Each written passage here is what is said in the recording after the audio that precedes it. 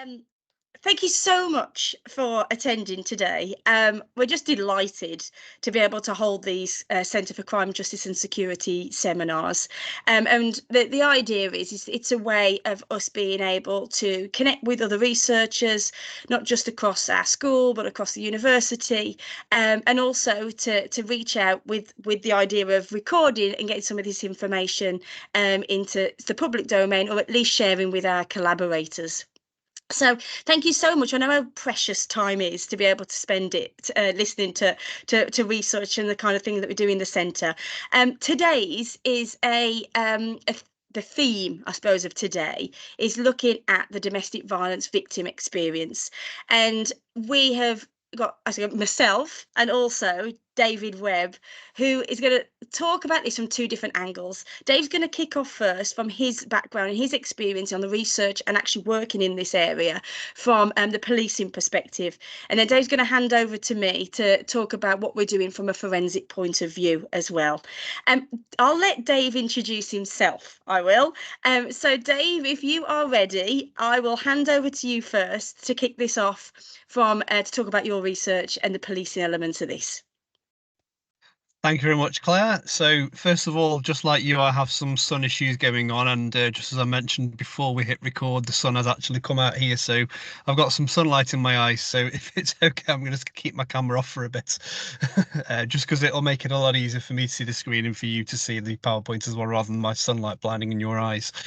So yeah, thank you, Claire. So hello, everyone. Thank you for having me here today. For those that don't know me, my name's Dave Webb, and until December 2022, I served as a frontline police officer with Staffordshire Police. I attained the rank of sergeant, and I have for the last 13 months worked at the Institute of Policing as a lecturer. So today, I'm hoping to share with you insights from my academic journey, stemming from my master's research in 2019, and now embarking on my PhD right here at Staffordshire. So I'm just going to take you back a little bit. So for 18 years, I was a police officer in Staffordshire. I managed response shifts, and my last role was a custody officer. And then in 2022, I made a significant career shift, transitioning from the streets to academia. Why? Well, lots of reasons, but mainly because of my profound personal connection to the topic we are going to be diving into today, which is domestic abuse. See, I hadn't myself experienced an abusive relationship. And years ago, admittedly, I used to be the sort of person who kind of thought of domestic abuse as why doesn't the person just leave? And this perspective obviously lacked a lot of depth that I would come to understand. Then life threw me a bit of a curveball, and I met my other half, and more significantly for our discussion here, my mother-in-law, neither of whom had the fortune of avoiding the clutches of abuse. So my mother-in-law endured both mental and physical abuse from my father-in-law. And while I won't delve into the harrowing details today of that, I can tell you that her experiences probably rank among, what would say, the top 5 most horrific incidents I've probably dealt with in my 18 years of policing. And the lessons I learned and the strategies I applied as a frontline officer often stemmed directly from her resilience. It was her story that ignited my initial passion for joining the police, and it continues to fuel my commitment to understanding and addressing domestic abuse here today. So today I'm going to explain to you the findings from my master's research in 2019, and then discuss my exciting trajectory of my upcoming PhD, all of which are centred around the critical issue of domestic abuse. So to kick things off, I'm going to take on a little bit of a detour into the world of Tom and Jerry. Now, I know this might seem a little bit odd to start an academic presentation with this, but bear with me, there is a little bit of method in my madness. So for those that don't know, Tom and Jerry are a classic duo. Tom is a cat, and he spends his days chasing Jerry the mouse around the house. It's a cat and mouse game, quite literally.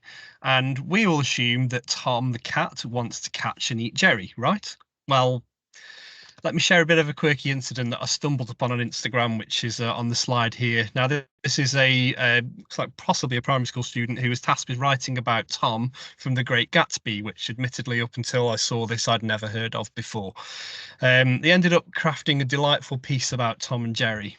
So here's the intriguing part. We always assumed that Tom wants to devour Jerry because, well, he's a cat. However, there's a little bit of historical fan fiction suggesting that Tom and Jerry might actually be friends, and the twist, The owners of the house want Tom to eliminate Jerry, but Tom intentionally fails in his attempts so that he protects his friend. It's a different perspective that challenges our assumptions. Well, the takeaway from this, well, we're not cats, we're not mice. So, do any of us really know what Tom the cat truly wants with Jerry? Our assumptions may never align with reality because ultimately we lack that feline perspective. So now let's bridge this little playful analogy to a more serious consideration. If we wouldn't presume to decide for Tom the cat what's best for him, why should we as police officers make decisions for victims of abuse? Now, I've never experienced abuse myself, just as I've never been a cat. So who am I to dictate what's best for my mother-in-law who was an abuse victim? And the police often find themselves in this position, making decisions on behalf of victims without truly understanding their experiences. And it's a topic we really need to explore and question as we delve into the complexities of responding to domestic abuse. So policing in England and Wales centres around this term called positive action. Positive action emerged in police prior to 2014 and was re-emphasised by this report by the HMIC, which is called Everyone's Business, Improving the Response to Police Response to Domestic Abuse. And while the report rightly criticised the police for the shortcomings in handling domestic abuse cases, it also recommended positive action, which is a concept similar to mandatory arrest from the USA. Though the report stopped short of endorsing mandatory arrest, its language strongly leaned towards it, creating challenges for police forces. The report emphasised that officers should normally arrest when grounds exist in domestic abuse cases, placing a burden on officers to justify and record non-arrest decisions. This pro-arrest stance led to a widespread practice of arresting perpetrators in domestic incidents, regardless of victims' wishes. While arrest may be necessary in some cases, my research questions its application in every domestic incident. For instance, I'm going to share an example with you now, and this is from one of my former officers, which sums this up quite nicely. So this officer was tasked with attending a domestic incident. The informant, who's the victim, reported that her partner was suicidal, having difficulties at work, and she was really worried about him. She reported that she didn't know where he was. He'd pushed her onto the sofa, ran out the house, and said he was going to kill himself. She explained she was really worried about him and wanted our help to find him and check he was okay. When my officer spoke to him on the phone, after a bit of negotiation, he agreed to come and meet him. However, he was informed by his inspector that he needed to arrest the male. And when the officer asked why, the inspector said that there'd been a disclosure of a domestic assault. And whilst the officer disagreed, he carried out the arrest. He arranged to meet the male, and the male arrived at the custody block with his wife and children. They went in, and less than an hour later, the case was finalised as no further action by the CPS, not in the public interest. However, the inspector then requested that a DVPN be issued. More on this later. Again, when he asked why, he stated, just in case something goes wrong. And this is all from his wife ringing us and asking us to help us find him because he was suicidal and she was worried about him. Now, this case thoroughly reflects the confusion and conflicting guidance highlighted in the HMIC report. And the lack of understanding about domestic abuse permeates at all levels, including within the HMIC, and this prompted my research.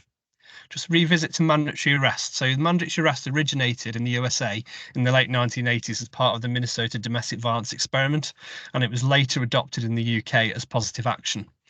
Studies that were done on mandatory arrest included one by a researcher called Iyengar in 2009, and they indicated in their research a 54% increase in domestic related homicides in states with mandatory arrest policies. And while there are occasions where mandatory arrest absolutely saves lives, it's not a one-size-fits-all solution, particularly for cases involving individuals who've got more to lose. Ignoring victim perspectives in decision-making is a critical flaw. Studies show that victims themselves are effective risk assessors and are quite capable of managing their own risks. And my concern is that mandating arrest is limiting victims' options and it reduces the effectiveness of the police as a risk management tool for the victim. So my research began with questioning the effectiveness of arresting everyone in domestic incidents and examining the origins of and consequences of mandatory arrest policies as a police officer. So for my research, I wanted to see if the way that police officers interacted with domestic abuse victims actually influenced the outcome of the case. And to do this, I designed structured questionnaires with 21 questions aiming to gauge how victims perceived the behaviour of the police officers.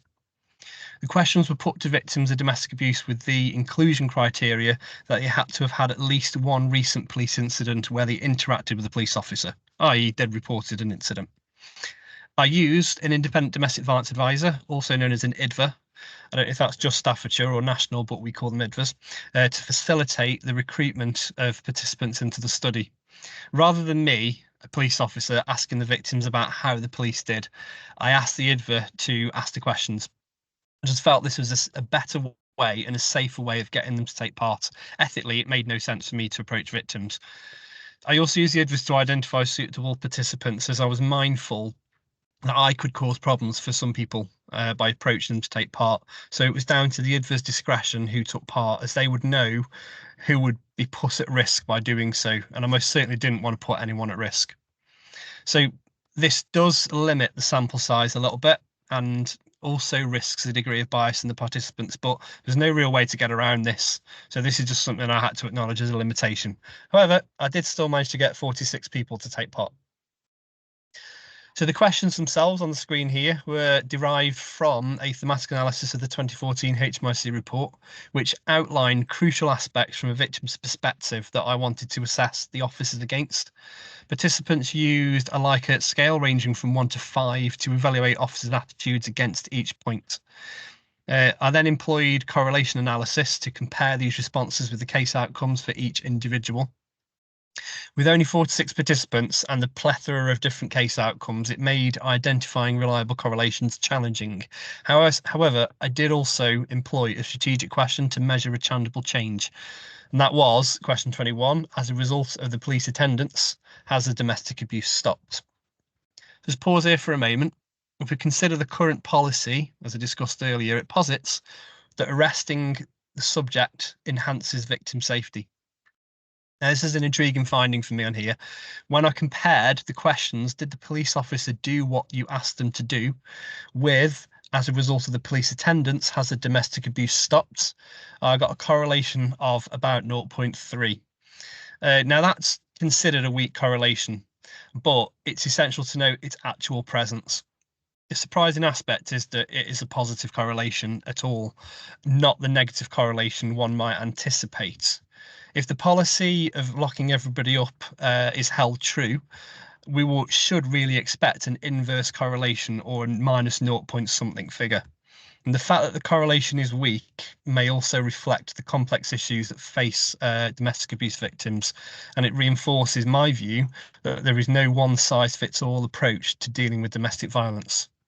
So the correlation suggests that when victims feel their requests are met by police officers, there is a weak but present association with a decrease in domestic abuse incidents.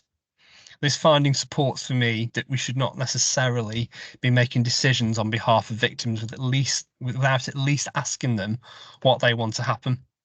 This is supported by the academic evidence, and if we think back to Tom and Jerry, let's actually ask Tom what he actually wants, rather than assuming and making things worse. So as I wrap up this little bit of my masters, it's crucial to consider the implications. Does the focus on arrest necessarily lead to enhanced victim safety?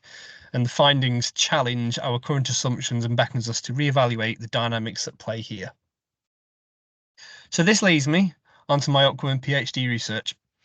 I'll be critically examining domestic violence protection notices, or DVPNs, as we call them in the police. These are orders that were introduced into law by the Crime Security Act 2010, and there are two arms to them. There is the notice and there is the order. The notice is something that police can issue, and it lasts for up to 2 days. And then the notice can be extended into an order by a court, and these orders last for up to 28 days, and they put conditions on the perpetrator, such as moving out of the house, not evicting the victim, not contacting them, and all sorts of things like that.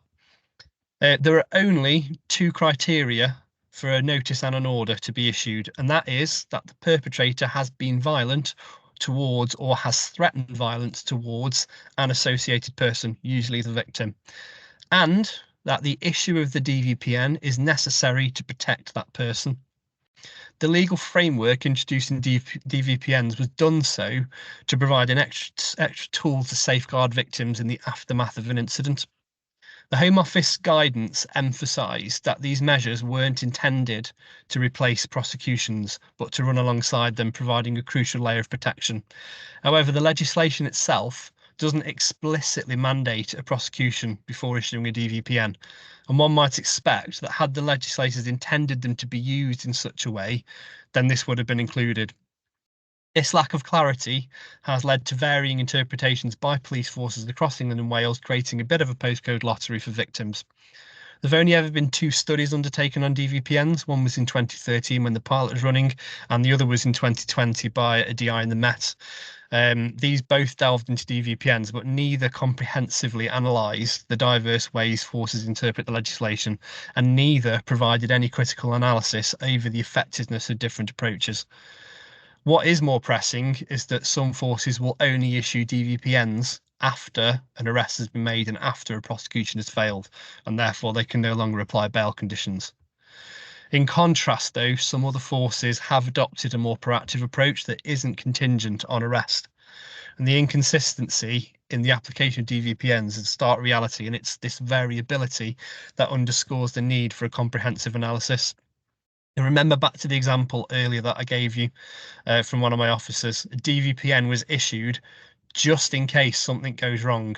Now, this is an example of the inappropriate use of a DVPN. And if we consider just for one moment, following the issue of that DVPN, the female who rang asking for for help to find her husband ended up with her husband being arrested and issued with a DVPN to stay away from the family for 28 days.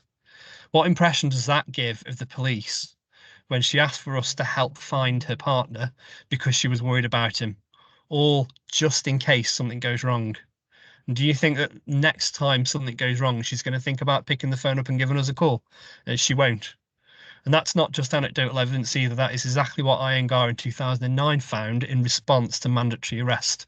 But as the female probably won't ring us again, the police would see it as a success, i.e. there's been no repeat incident. So I'd ask you all to consider now, who does this DVPN actually protect? Does it protect the victim or does it protect the police?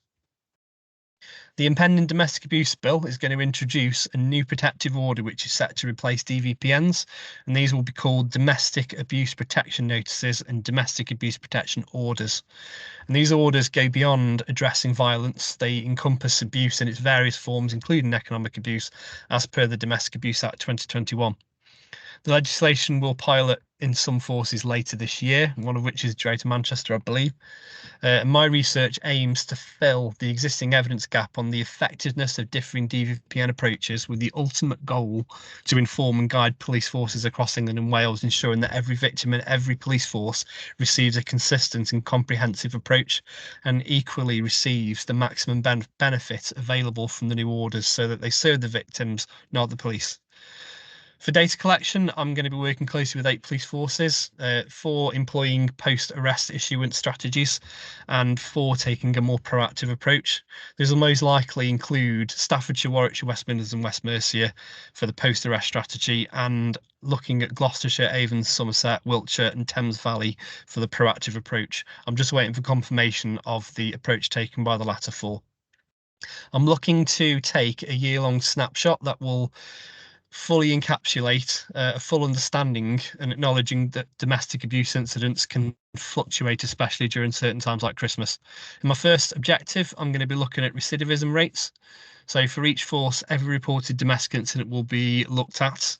I'm aiming to identify incidents for which a DVPN was and was not issued, and examining whether repeat incidents or breaches of the notice occurred. Comparative analysis between the 2 approaches is going to be conducted using inferential statistics, specifically correlation analysis. This statistical method is going to enable me to assess if differences exist in variables like the number of domestic incidents and the issuance of DVPNs. Second objective, I'm going to be looking to incorporate police officers into the study using a survey questionnaire featuring a mix of open and closed questions to obtain some initial insights.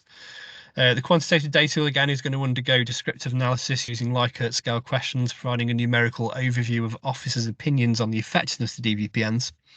And additionally, officers are going to be invited for follow-up interviews so that we can delve deeper into their qualitative responses, employing thematic analysis to uncover recurring themes and patterns, adding a layer of depth and context to the quantitative findings. And the third, and in my opinion, most important objective is the crucial realm of victim perceptions. So to gain some profound insights, I'm going to use focus group style interviews with victims. These will be conducted within each force area. These interviews are going to be facilitated, again, hopefully using support workers, as it was in my master's, to ensure a safe and supportive environment for participants. Recruitment prioritises safety, and participants are only going to be selected on their willingness to participate and if it doesn't put them at risk. Thematic analysis is again is going to be applied here, systematically identifying and analysing and reporting themes or patterns within the data. The aim of all of this is to provide an evidence-based informed approach to the new domestic abuse protection notices and to provide enhancements to the police response to domestic abuse, something that we at the CCJS are highly interested in pursuing, as you will see in the next presentation from my colleague, Professor Gleg Winnett, who's going to talk to you about some exciting research into the field of forensic recovery of domestic incidents. So with this in mind, let me leave you with this thought. Beneath the badge, the title, or the uniform, we are police officers at the core, individuals driven by the sincere desire to help. Cops are often caught in the crossfire of complex domestic abuse situations, facing barriers that hinder their ability to provide the best support. As we navigate these challenges, it's crucial to recognise that assumptions can cloud our judgment. Referring back to Tom the cat, who we assume wants to catch Jerry, we can inadvertently take away the decision-making power from those who truly understand the situation, and that is the victim. So I'm advocating for a re-evaluation of how we approach domestic abuse. The police should shift their focus from the offender or the system to the victim, the person who knows what's truly best for them. I'm hoping my research is going to be a beacon not just for officers making critical decisions, but also as a bit of a call to action for a paradigm shift in policing. This should be about protecting people, about empowering people, and about adapting strategies. It's time for us to break free from the one-size-fits-all approach, especially the constraints of mandatory arrest. My research into protective orders should help to provide more options for the police and help to shape the police response into a shield for the vulnerable. Thank you. So Dave's obviously, he's talking from a very policing point of view. It might be assumed that what I'm going to talk now is purely from a forensic scientist point of view, but in fact, the project that I'm going to talk to you about is actually about creating a tool and a resource for the police, not necessarily to be held from the power of forensic scientists, but actually something that police can use to hopefully start tackling this idea of domestic violence experience and trying to improve that. So I'll just give you a little bit of, I say, background. For some of you who are forensic scientists, you might have heard about this already. For those of you who are not, I'm kind of going to give you a little sense of what we're trying to tackle here. So this project that is now coming to the end, to be honest, it was a 19-month project that was funded through DASA, and for those researchers amongst you, it's worth noting DASA because it's a fantastic fund for pushing forward sort of like research that's around harnessing technology and in terms of all security and defence. And of course, this particular project is looking at sort of security from a domestic violence focused point of view. But the idea is that this is about empowering those in the UK to try and tackle VOG type crime. So that is really what we got funded for.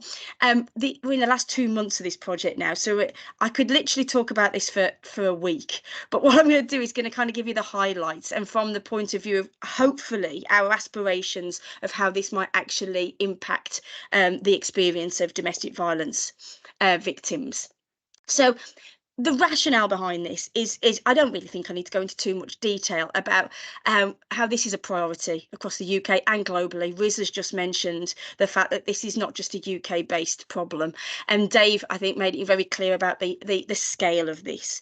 But the thing that we want to try to understand and try to sort of address is some of the quite scary statistics that are published, and what you're seeing here is literally some numbers that are around 1 year of domestic violence, and in this case it is domestic violence, it's not all VAUG crimes that has actually been reported in the UK. So just I'm going to come back to these numbers a little bit later on, but if we can just see, there's just under 850,000 domestic abuse cases that was in the year ending March 21. So from March 20 to March 21, we know they are a little higher than normal because of COVID.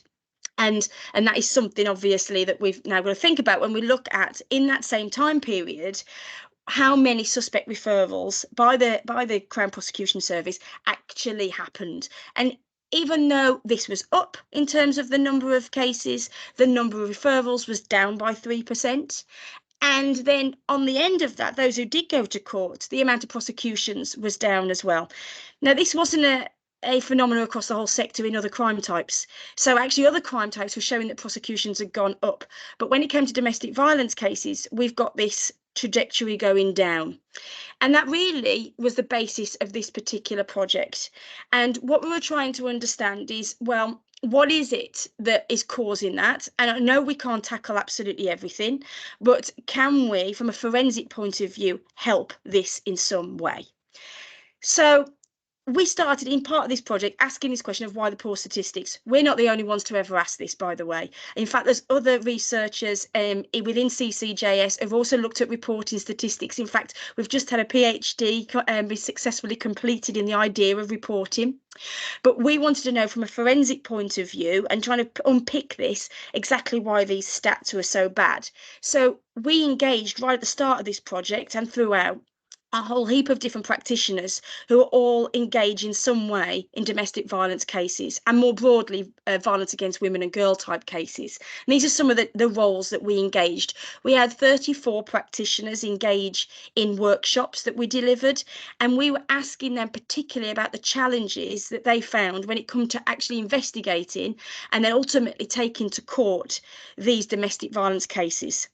And we was wanted to look from the victim's experience, which is why we were including those who work with victims from the sexual assault referral centres, but also those who were decision makers within the police and what they found the key barriers were and how they might see this actually being addressed. And then also the input, of course, from a forensic science point of view and submissions officers. So we summarise this. There's a lot of work went into this, and you might be able to sort of guess some of these challenges, and there's loads on here. I'm not actually going to focus on every single one of these, not for this particular presentation, because there's lots of challenges around the confidence that the police might have in actually being able to collect forensic evidence. There's a whole heap of things around general resources and resource management. There's not enough time, there's not enough people to be able to actually tackle what is a huge amount of cases. The bit that I want to focus on that came from this was these two things here, because the evidence focus is very much about what forensic science is happening right now in domestic violence cases and what are the problems. And then also from the victim's point of view, their experience and where the overlap sits here. So how one can influence the other, and if we could improve that, how this might actually be improved overall from the victim's point of view. So this is my little diagram here to try and summarise all of the comments. And there were so many comments from all those different practitioners you saw that were really trying to pull out some key themes about what's actually happening. So on the left-hand side, sort of at this point of, let's say, at the scene, so this is where we might have an initial crime response officer actually attend the scene, talk to the complainant, so to the victim, and ask this idea of what's happened. And that is a standard practice. And for those of you from policing, absolutely, you'd understand this dialogue that would happen to try and understand that account. But what we're finding here is that there's, in terms of physical evidence being taken, when we have got a non-sexual assault, because it's slightly different when we have some sexual assault involved, it is very unlikely for any physical evidence to be taken at all. if physical evidence is taken, and that again is seen as very rare when we're looking at across police forces across England and Wales, it very rarely happened. But if it did, then it went back into stores and it never got submitted to go for further analysis. So this really begs the question of why, first of all, no physical evidence is being taken, and then secondly, if it was, why did nothing happen anyway in that case? If we had sexual assault type incidences, the system is slightly different here, and there is a DNA focus in that sense, but it still comes down to some of the issues of then around talking about consent and what that means, and then trying to understand actually what happened in the case. Now, what we were seeing from the other side was people were reporting this idea of the victim's experiences around long waiting times. So in this case, there might not have been a sort of a touchback to sort of talk about what's going on. There's no evidence been taken. So in that case, it was sort of like that long waiting time till ultimately it might ultimately go to court. But in that time, many things can happen. And I really don't want you to think I've simplified everything in terms of the variables that could happen to a person in a relationship, whether that relationship ends, whether in fact that person they've reconciled, whole many other reasons can lead to a victim dropping charges. On top of that, there's also this idea of this fear of testimony and the traumatic experience that is now acknowledged. It's been very well researched in terms of from a victim's point of view of that what that impact is on a person, and also that impact in terms of not wanting to report these crimes in the first instance or dropping charges, even if that initially the police were called. So this is a huge problem, but we're trying to just address this first part here, which is around this forensic evidence. And I'm just going to give you the basics now of what we're trying to tackle. So the next question, of course, we would want to ask is why isn't forensic evidence actually being used then? Why? Because we know forensic evidence from work with many different organisations, and globally we know it has impact on cases. So let's just sort of give you the idea of hopefully the idea of what the problem is here. So let's imagine you've got two upper garments. You've got one from the accused, one from the complainant. And now imagine a scenario where you have actually got contact. So there has been an assault. During that time, we would expect some transfer of evidence. And in fact, not just onto the complainant, but also from the complainant onto the accused. We call that a two-way transfer of evidence. And that evidence in this case could be DNA, could be hair evidence, could be fibres evidence, which is one of the areas that we are focusing on. But we're also focusing on DNA and hair as well in this particular project. But this idea of a transfer is kind of acknowledged. It's called source level information. You look at the evidence on the complainant, you compare it to the garment of the accused and vice versa, and you can come to a conclusion of whether they have come from the same source. Now, that's all well and good, but there are many instances where that evidence, the presence of that evidence on each other's garments, can be explained away legitimately. And these are some of the ones that we found out from practitioners. So they might say, well, we've hugged before. We sit on the same seat. We've come in contact with the same furniture and the same environment. We wash and dried our clothes. They've been washed in the same washer, the same dryer, and just generally living in the same environment. Then begs the question of, can this evidence be explained away? And this is the main reason why, firstly, evidence never goes forward in court, because you've got a legitimate reason to be able to explain it. And this, a lot of the time, the defence statement will be something like this. And when you only got source information, then at that point, it's no longer helpful. And that breeds this idea that ultimately, why even bother taking that evidence from a DV case? Because it'll never go anywhere. And even if you submitted it, then you're going to end up with this legitimate dismissal of the evidence in court. And this is well understood, this problem. But what we're trying to say is actually we can take this up a level. We can take this to activity level. And now not just ask about what's the source of the evidence. Did it come from the other person's top? For example, if we're talking about fibres.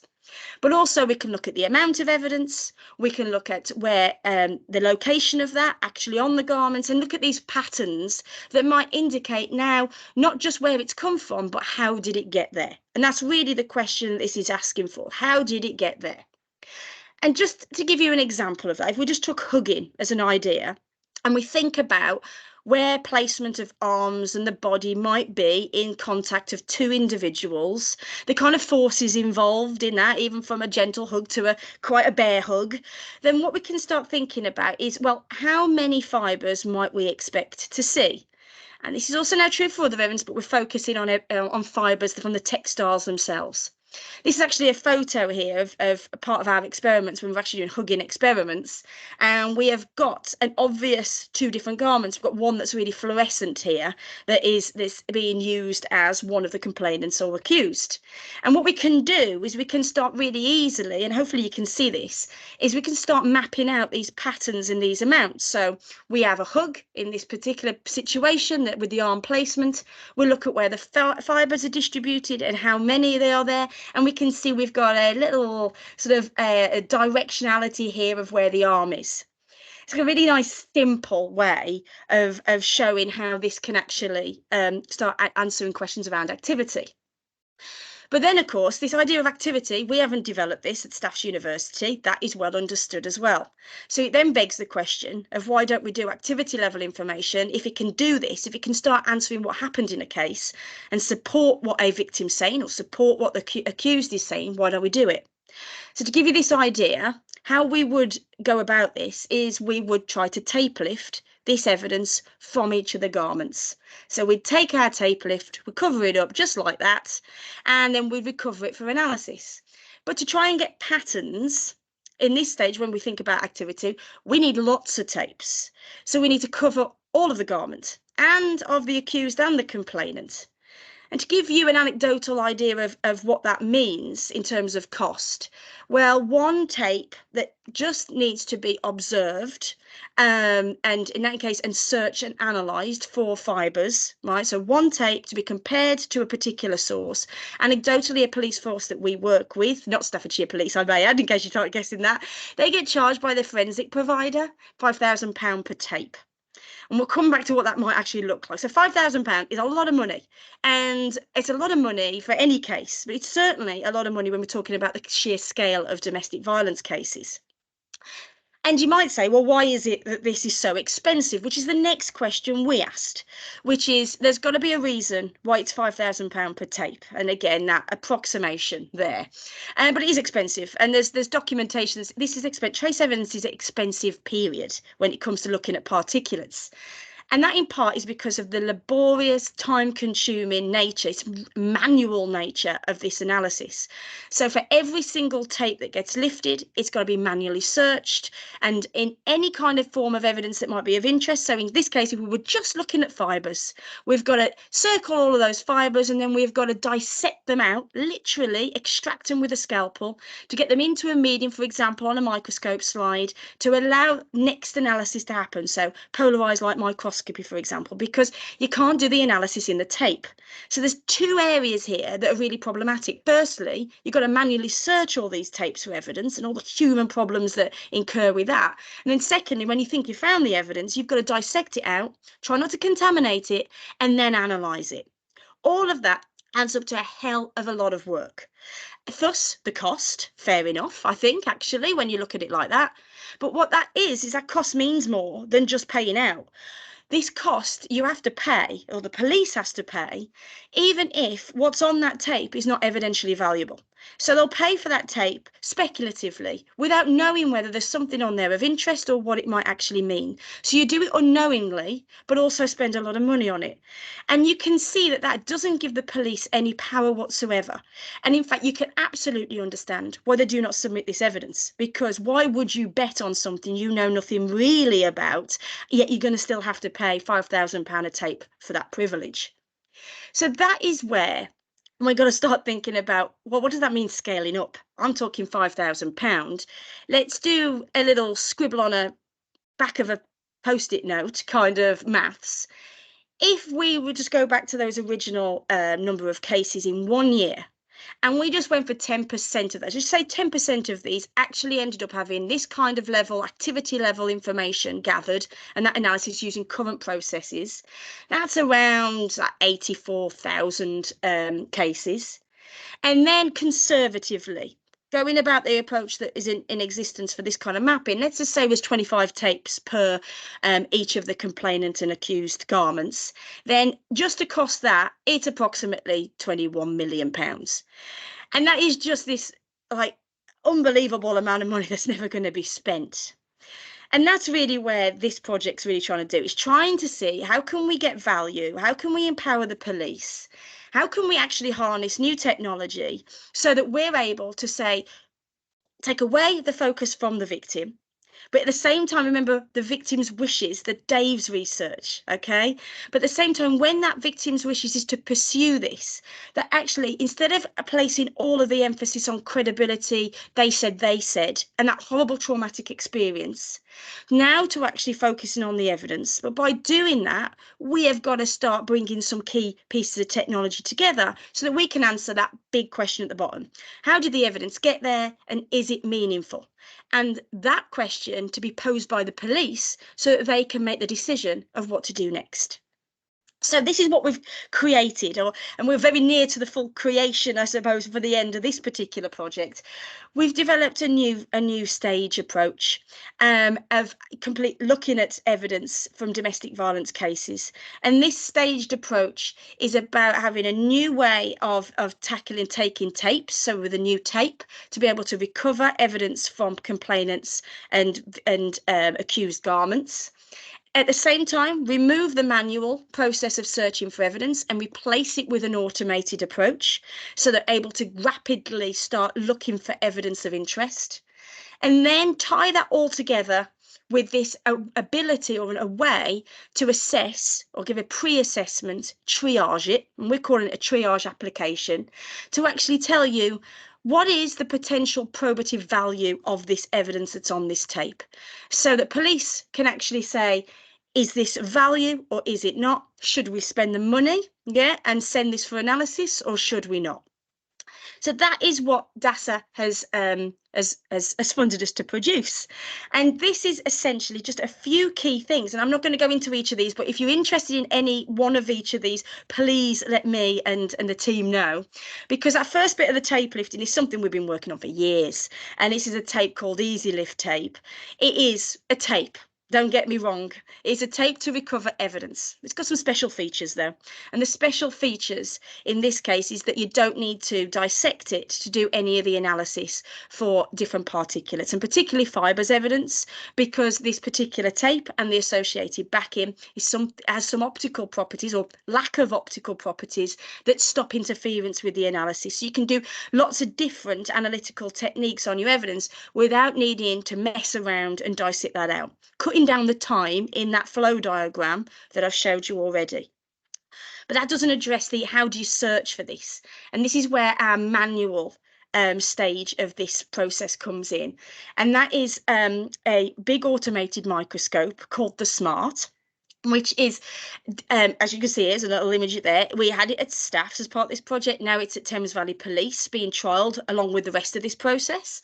And the idea is what you're looking at there is a large scanning bed that can scan multiple different tapes at a time, leave it overnight.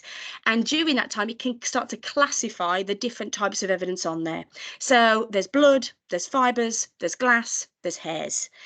For this project, we're also wanting this to be further developed to start giving some numbers, because those numbers are important to us. Those approximate amounts of how much of those fibres are on there, and how much are the ones from the complainant, and how much are those ones from the actual victim. And it does this rather cleverly when it's doing the classification. It's now harnessing technology we just didn't have 20 years ago, 30 years ago. And this is the reason why it hasn't been done before, because back then we were only looking really at normal colour cameras. Then we moved into multispectral cameras. Now we're in hyperspectral camera range, which allows us to look at all the different wavelengths for us to be able to start getting chemical composition, some information about that evidence, so that we can start classifying and start differentiating between those different traces that can transfer in DV cases. So that's the manual part, trying to remove out of that. And instead, we end up with lovely images like there on the right-hand side, where you get colour-coded different classifications of the traces that are on there, so that then we can start saying, well, how much?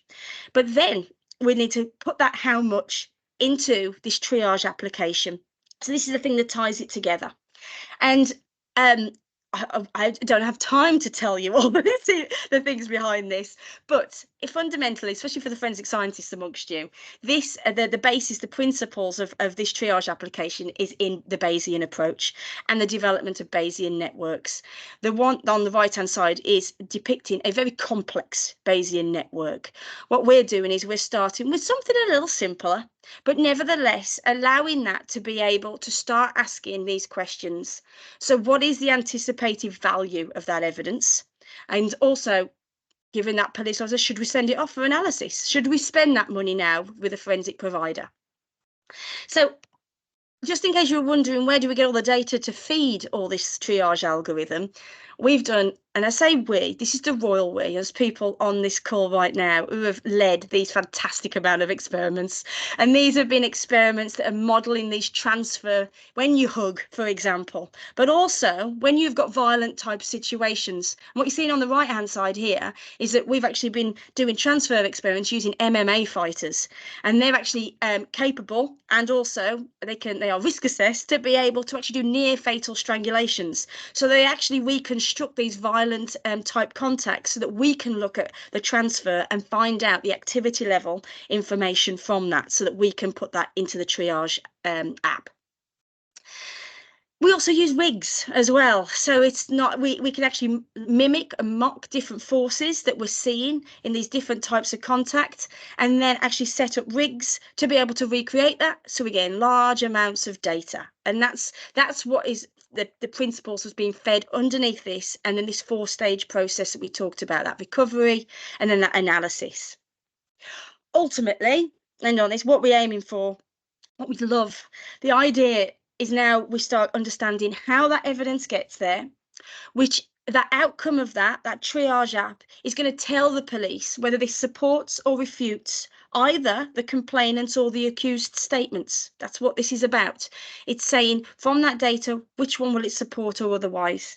And that being hopefully a decrease on that reliance of that the DV victim's testimony. So we've got physical evidence in the way that we would have in other cases to be able to support this rather than just this they said.